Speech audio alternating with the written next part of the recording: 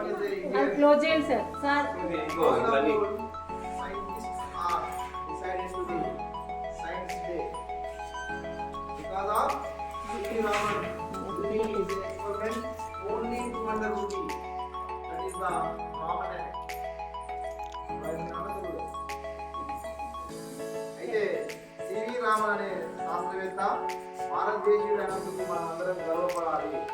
ఎందుకంటే ప్రపంచ దేశంలో ఉన్నటువంటి శాస్త్రవేత్తలు కూడా సివి రామన్ పుట్టినరోజునే జాతీయ సైన్స్ దినోత్సవంగా జరుపుకోవాలని నిర్ణయించడం.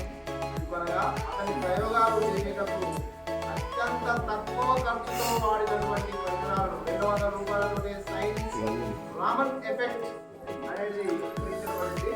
కాంతి పరిక్షేపణము.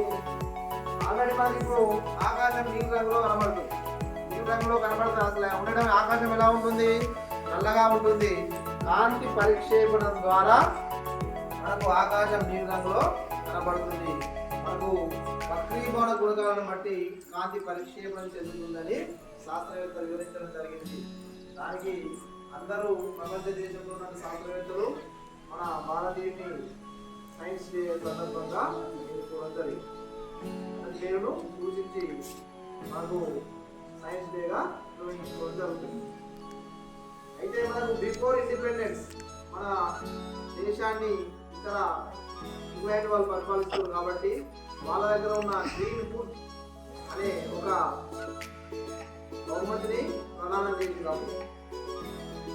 అయితే కర్ణాటకలో జరుగుతున్నటువంటి సదస్సులో రామన్ ఎఫెక్ట్ గుర్తించి అన్ని ప్రపంచ దేశాలకు పంపినట్టయితే ప్రపంచంలో అత్యంత శాస్త్ర సాంకేతికంలో ఇచ్చినటువంటి నోబెల్ ప్రైజ్ ను